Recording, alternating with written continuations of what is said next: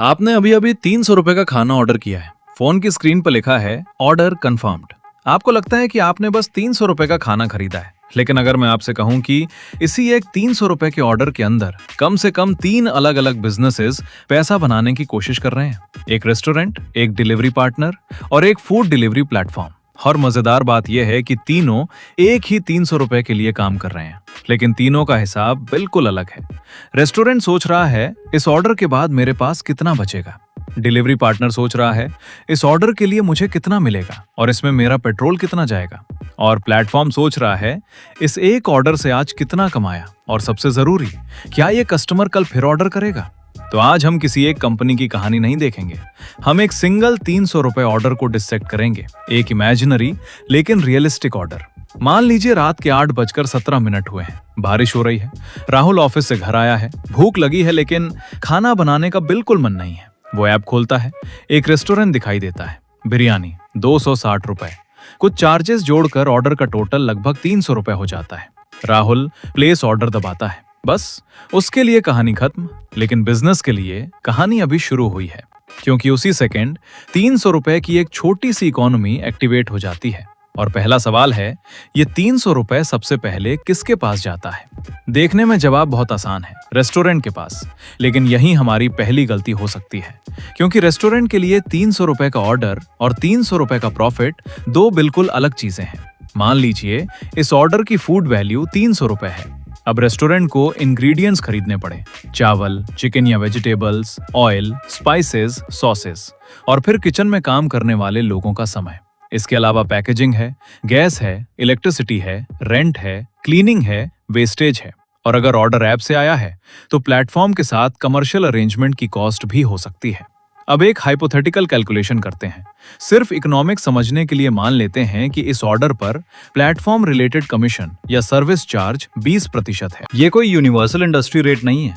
Actual commercial terms restaurants, platform, contract, city और दूसरे factors के हिसाब से बदल सकते हैं। तो 300 रुपए का ऑर्डर, 20% यानी 60 रुपए। अब रेस्टोरेंट के हिसाब से 300 रुपए की सेल में से 60 रुपए निकल गए, बचा 240 रुपए। लेकिन रुकिए, 240 रुपए भी प्रॉफिट नहीं है। अब फूड की कॉस्ट निकालते हैं। मान लेते हैं इंग्रेडिएंट्स पर 105 रुपए लगे, 240 रुपए में से 105 रुपए गए, बचा 135 रुपए। पैकेजिंग के लिए मान लेते हैं 15 रुपए, अब बचा 120 रुपए। किचन लेबर का इस ऑर्डर पर एलोकेटेड कॉस्ट मान लेते हैं 25 रुपए, बचा 95 रुपए। और अब आता है वो खर्च जिसे कस्टमर कभी बिल में नहीं देखता, rent, electricity, gas, cleaning, wastage, equipment. इन सबका इस ऑर्डर पर एलोकेटेड हिस्सा मान लेते हैं 20 रुपए। अब 95 रुपए में से 20 रुपए भी गए, बचा 75 रुपए। तो क्या रेस्टोरेंट ने 75 रुपए प्रॉफिट कमाया?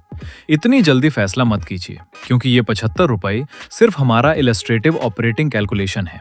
अगर फूड कॉस्ट बढ़ गई, अगर कुछ खाना वेस्ट हो गया, अगर रेस्टोरेंट ने डिस्काउंट का हिस्सा खुद दिया, अगर रिफंड आ गया, अगर रेंट ज्यादा है, अगर स्टाफ यूटिलाइजेशन खराब है, तो ये 75 रुपए बहुत जल्दी कम हो सकता है। और शायद यही इस पूरे बिजनेस की पहली बड़ी सच्चाई है। 300 रुपए की सेल देखकर किसी रेस्टोरेंट की कमाई का अंदाजा नहीं लगाया जा सकता। रेवेन्यू बड़ा हो सकता है, प्रॉफिट छोटा। और कभी कभी रेवेन्यू बढ़ने के बावजूद प्रॉफिट नहीं बढ़ता। लेकिन कहानी में एक और आदमी है जिसके बिना राहुल का खाना घर तक पहुंच ही नहीं सकता, डिलीवरी पार्टनर। राहुल के फोन पर नोटिफिकेशन आता है, your order has been picked up. अब सोचिए इस मैसेज के पीछे क्या हो रहा है। एक डिलीवरी पार्टनर रेस्टोरेंट तक पहुंचता है, ट्रैफिक में चलता है, ऑर्डर उठाता है, फिर राहुल के घर की तरफ जाता है। और अगर रेस्टोरेंट ने खाना तैयार करने में 15 मिनट लगा दिए, तो राइडर शायद उन 15 मिनटों में कोई दूसरा ऑर्डर नहीं कर पाया। यानी डिलीवरी पार्टनर के लिए सिर्फ ये पूछना गलत है कि एक ऑर्डर पर कितने रुपए मिले। सही सवाल है, 1 घंटे में कितने प्रोडक्टिव रुपए कमाए। यही फर्क है अर्निंग और इनकम के बीच।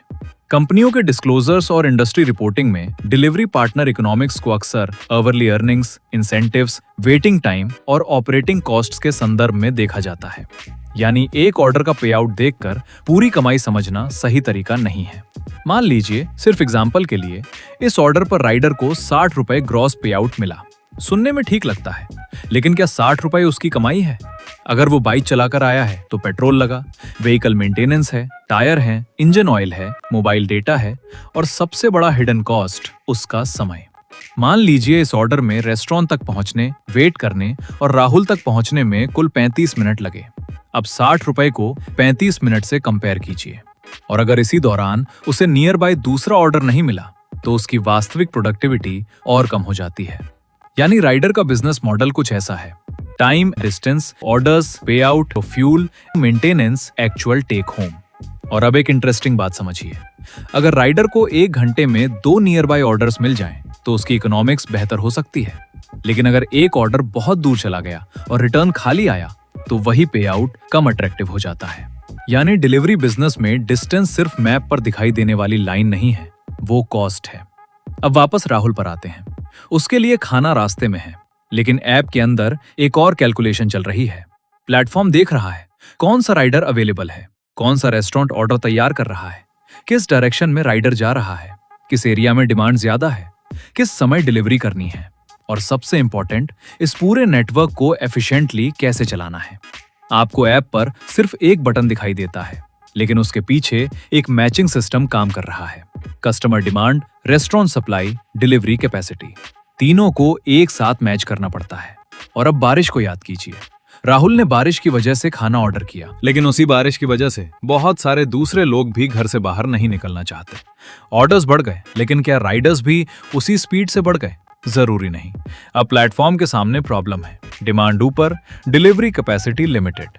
और अगर राइडर सप्लाई कम पड़ गई तो डिलीवरी टाइम बढ़ सकता है, इंसेंटिव्स की जरूरत पड़ सकती है, ऑपरेशनल कॉस्ट बढ़ साउंडेड है और कस्टमर एक्सपीरियंस खराब हो सकता है। यानी एक साधारण बारिश पूरे फूड डिलीवरी नेटवर्क की इकोनॉमिक्स बदल सकती है और यहीं से प्लेटफॉर्म का असली गेम शुरू होता है। प्लेटफॉर्म सिर्फ डिलीवरी चार्ज से पैसा नहीं बनाता। बिजनेस मॉडल में restaurant side monetization, customer side fees, advertising, subscriptions और दूसरे सर्विसेज जैसे कई रेवेन्यू स्ट्रीम्स हो सकते हैं।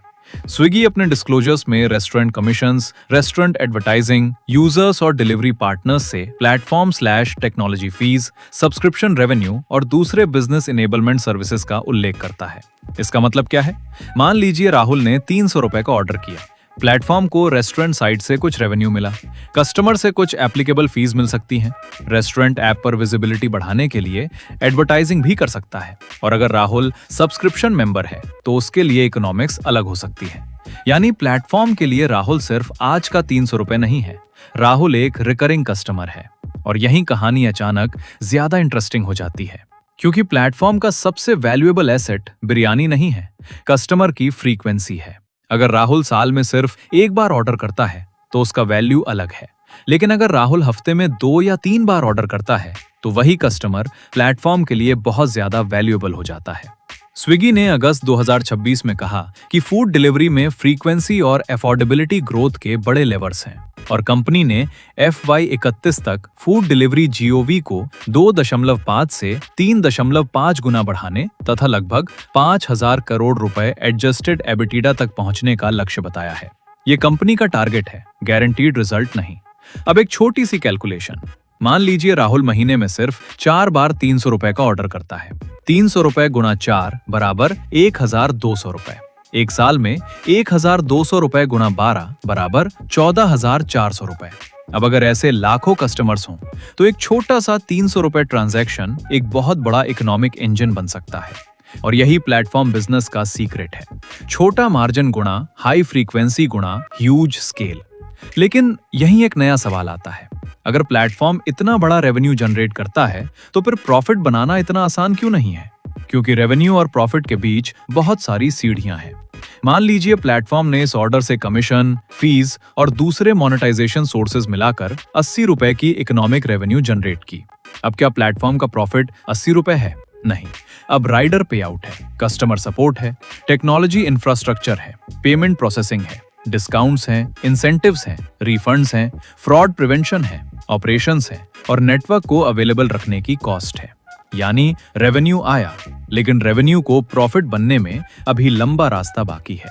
इसीलिए बड़ी food delivery companies order value और प्रॉफिट को अलग अलग मेट्रिक से देखती हैं उदाहरण के लिए स्विगी ने FY26 के फोर्थ क्वार्टर में फूड डिलीवरी जीओवी 9,005 करोड़ रुपए रिपोर्ट किया और एडजस्टेड एबिटिडा 297 करोड़ रुपए, यानी 3.3% ऑफ जीओवी। अब एक बहुत जरूरी बात, इस 3.3% को देखकर ये मत मानिए कि हर 300 रुपए के ऑर्डर पर कंपनी को ठीक 9 रुपए प्रॉफिट मिलता है। ऐसा नहीं है।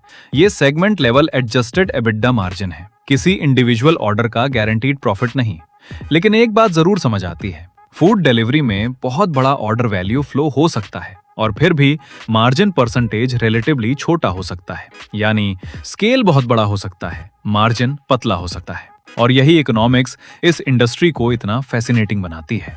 अब राहुल की स्टोरी में एक और ट्विस्ट आता है। राहुल ऐप खोलता है, उसे 300 रुपए का खाना दिखता है, फिर स्क्रीन पर आता है डिस्काउंट 60 रुपए ऑफ। राहुल खुश, वाह 60 रुपए बच गए। राहुल को लगता है उसने पैसा बचाया। लेकिन बिजनेस एनालिस्ट के लिए यही सबसे इंटरेस्टिंग सवाल पैदा होता है, ये 60 रुपए दिए किसने? क्योंकि डिस्काउंट कोई जादू नहीं है। अगर कस्टमर ने 60 रुपए कम दिए तो किसी ना किसी पार्टिसिपेंट ने उस वैल्यू को एब्जॉर्ब किया होगा, कभी प्लेटफॉर्म, कभी रेस्टोरेंट, कभी दोनों के अरेंजमेंट में, और कभी डिस्काउंट किसी ब्रॉडर प्रमोशनल स्ट्रेटेजी का हिस्सा हो सकता है। इसलिए जब कस्टमर कहता है मुझे 300 रुपए का खाना 240 रुपए में मिल गया, तो असली इकोनॉमिक क्वेश्चन है 60 रुपए की कमी किसने उठाई? और अब रेस्टोरेंट की पोजीशन फिर बदल जाती है। पहले कस्टमर ने 300 रुपए का ऑर्डर किया था, अब डिस्काउंट के बाद कस्टमर कम दे रहा है, लेकिन इंग्रेडिएंट्स की कॉस्ट वही हो सकती है। चिकन 105 रुपए का था, तो डिस्काउंट के बाद चिकन अचानक 80 रुपए का नहीं हो गया। पैकेजिंग वही, लेबर वही, रेंट वही, गैस वही, यानी प्राइस घटाना आसान है, लेकिन कॉस्ट उतनी जल्दी नहीं घटती। और यही प्राइसिंग स्ट्रेटेजी का असली खेल है। अगर डिस्काउंट से ऑर्डर फ्रीक्वेंसी बढ़ती है तो बिजनेस को फायदा हो सकता है। अगर डिस्काउंट सिर्फ ऐसा कस्टमर ला रहा है जो डिस्काउंट खत्म होते ही गायब हो जाएगा, तो इकोनॉमिक्स कमजोर हो सकती है, यानी हर कस्टमर प्रॉफिटेबल कस्टमर नहीं होता। और यही बात प्लेटफॉर्म पर भी लागू होती है। प्लेटफॉर्म अगर कस्टमर को बार बार डिस्काउंट देकर ऑर्डर करवाता है तो उसे इवेंचुअली देखना होगा कि कस्टमर की लाइफ टाइम वैल्यू उस एक्विजिशन कॉस्ट से ज्यादा है या नहीं। अब राहुल की कहानी में एक और इनविजिबल प्लेयर है, रेस्टोरेंट का ओनर। मान लीजिए इस रेस्टोरेंट का मालिक खुद रोज किचन संभालता है। आप कैलकुलेशन में उसके लेबर को 0 लिख सकते हैं और बिजनेस अचानक बहुत प्रॉफिटेबल दिखाई देगा। लेकिन क्या उसका समय फ्री है? नहीं। अगर मालिक 12 घंटे रेस्टोरेंट में बैठ रहा है तो उसके समय की भी इकोनॉमिक वैल्यू है। इसे अपॉर्चुनिटी कॉस्ट कह सकते हैं। यानी अगर वो रेस्टोरेंट की जगह किसी दूसरी नौकरी, बिजनेस या इन्वेस्टमेंट में अपना समय लगाता तो शायद कुछ और इनकम जनरेट करता। इसलिए छोटे बिजनेस में ओनर की सैलरी और बिजनेस प्रॉफिट को अलग करना बहुत जरूरी है। और यही कारण है कि कुछ रेस्टोरेंट्स बाहर से बहुत बिजी दिखते हैं, लेकिन ओनर की एक्चुअल इकोनॉमिक रिटर्न उतनी इंप्रेसिव नहीं होती। अब इमेजिन कीजिए राहुल का ऑर्डर एक छोटे रेस्टोरेंट के लिए आया। रेस्टोरेंट ने ऑर्डर पूरा किया, राइडर ने डिलीवरी की, प्लेटफॉर्म ने ट्रांजैक्शन कोऑर्डिनेट किया। लेकिन अगर उसी रेस्टोरेंट को हर दिन सिर्फ 10 ऑर्डर्स मिले तो क्या होगा? किचन की कैपेसिटी खाली रहेगी, रेंट तो देना ही है, स्टाफ का खर्च है, इक्विपमेंट पड़ा है और प्लेटफॉर्म से मिलने वाला कस्टमर वॉल्यूम कम है। अब वही रेस्टोरेंट अगर 100 ऑर्डर्स करता है तो कुछ फिक्स्ड कॉस्ट ज्यादा ऑर्डर्स में स्प्रेड हो जाते हैं। रेंट प्रति ऑर्डर कम दिखाई देने लगता है, किचन ज्यादा एफिशिएंटली इस्तेमाल होता है, स्टाफ यूटिलाइजेशन बेहतर हो सकती है, और यही है ऑपरेटिंग लेवरेज। लेकिन यहाँ भी ट्रैप है। 100 ऑर्डर्स का मतलब ऑटोमेटिकली 10 ऑर्डर से 10 गुना प्रॉफिट नहीं, क्योंकि food cost, packaging, delivery related charges, wastage और ऑपरेशनल कॉम्प्लेक्सिटी भी बढ़ते हैं। अब एक आखिरी सिचुएशन सोचिए। रात के 8 बजे हैं, बारिश हो रही है। राहुल के साथ शहर में 10,000 और लोग ऑर्डर कर रहे हैं। रेस्टोरेंट बिजी हैं, राइडर्स बिजी हैं, एप्स बिजी हैं, और हर 300 रुपए ऑर्डर के अंदर अलग अलग बिजनेसेस अपने हिस्से की इकोनॉमिक्स सॉल्व कर रहे हैं। कुछ पैसा फूड में जा रहा है, कुछ लेबर में, कुछ डिलीवरी में, कुछ टेक्नोलॉजी में, कुछ मार्केटिंग में, कुछ डिस्काउंट में, और आखिर में हर पार्टिसिपेंट के पास उसका अपना छोटा सा इकोनॉमिक रिजल्ट बचता है। यानी शुरुआत में हमें लगा था कि राहुल ने 300 रुपए का खाना खरीदा, लेकिन वास्तव में उस 300 रुपए ने एक पूरी मिनी इकोनॉमी को एक्टिवेट किया। और यही इस बिजनेस मॉडल की सबसे इंटरेस्टिंग बात है। फूड डिलीवरी का गेम ये नहीं है कि एक ऑर्डर पर सबसे ज्यादा कौन कमाता है। असल गेम है कौन इस पूरे सिस्टम को इतनी एफिशिएंटली चला सकता है कि छोटे छोटे मार्जिन्स लाखों ट्रांजैक्शंस में मीनिंगफुल प्रॉफिट बन जाए। रेस्टोरेंट के लिए जीत है कम फूड कॉस्ट, हाई यूटिलाइजेशन और रिपीट कस्टमर्स। डिलीवरी पार्टनर के लिए जीत है कम वेटिंग, अच्छी ऑर्डर डेंसिटी और बेहतर आवरली इकोनॉमिक्स। और प्लेटफॉर्म के लिए जीत है high frequency, efficient delivery network, strong customer retention और इंप्रूविंग यूनिट इकोनॉमिक्स। अगर आपको ऐसे ही स्मॉल बिजनेस की चीजों के पीछे छिपा राज समझना पसंद है तो वीडियो को लाइक करके चैनल को सब्सक्राइब कर लीजिए।